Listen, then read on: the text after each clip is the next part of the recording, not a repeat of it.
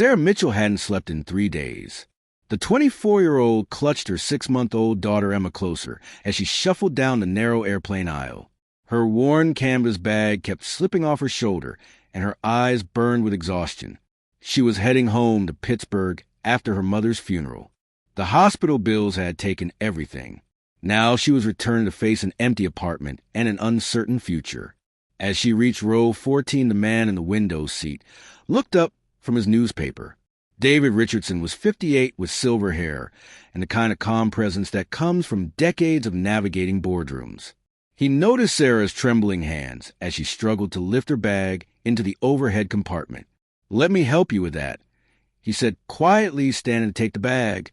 Sarah murmured her thanks and sank into the middle seat. Emma stirred in her arms, making small, fussy sounds. The baby had been crying on and off since they left the hospital that morning for the final goodbye. Sarah began rocking gently, trying to soothe her daughter before the plane even took off. She didn't want to be that passenger with the screaming baby. David returned to his newspaper, but found himself glancing over. The young woman beside him looked like she was holding herself together by sheer willpower.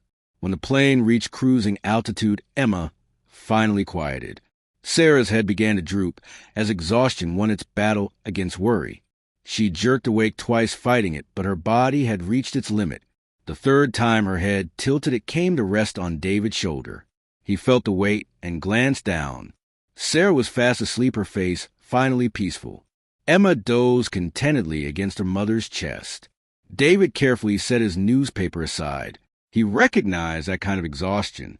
Years ago, when his own daughter was small, his wife had looked the same during their hardest times. He could have shifted away or woken her, but something in the young woman's worn clothes and tired face stopped him. Instead, he sat very still. An hour passed. David's shoulder grew stiff, but he didn't move. The flight attendant approached with a beverage cart, and he shook his head, silently gesturing to the sleeping pair. She smiled and moved on. It was a small kindness, letting someone rest who clearly needed it. Nothing more. But sometimes small kindnesses matter most. When turbulence jolted the plane, Sarah's eyes flew open. For a confused moment, she didn't know where she was. Then she realized her head was on a stranger's shoulder.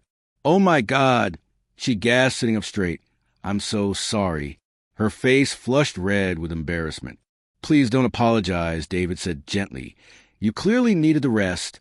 "I didn't mean to," Sarah stammered. "I haven't slept and everything's been so—" Her voice cracked. Emma began to fuss, sensing her mother's distress. "It's quite all right," David assured her. "I'm David." "Sarah," she managed, "and this is Emma." They sat in silence for a moment. Then Sarah found herself talking. Maybe it was his kind eyes, or maybe she just needed to tell someone. She spoke about her mother's cancer and the bills that kept coming, about her boyfriend who left when Emma was born, about the job she'd lost because she had no one to watch the baby. "I'm going home to nothing," she said quietly. "I don't even know how I'll pay next month's rent." David listened without interrupting. When she finished, he was quiet for a long moment. "Sarah," he finally said, "I run a company in Pittsburgh, Richardson Industries. We have an on-site childcare program, and we're always looking for capable people." "I don't have much experience," Sarah said. "I was working retail." "Experience can be taught," David replied. "Character cannot. You've been through something that would break many people, but you're still fighting for your daughter. That tells me everything I need to know." He pulled out a business card. "Come see me Monday morning. Bring Emma. We'll find something that works for both of you." Sarah stared at the card in disbelief. "Why would you do this for me?" she whispered. "You don't even know me." David smiled. "When my daughter was small, my wife and I struggled. A stranger gave me a chance when no one else would. I've never forgotten that kindness.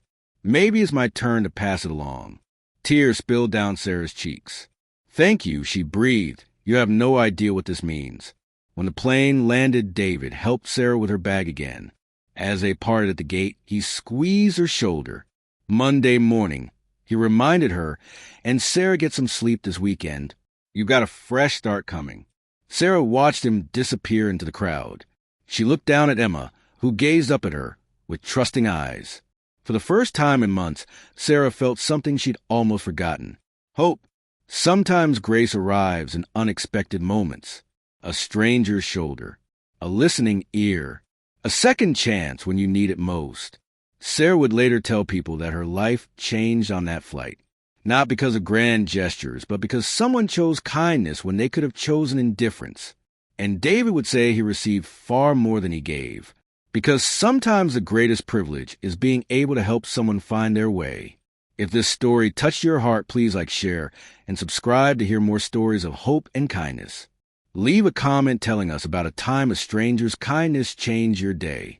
Your story might inspire someone else who needs it.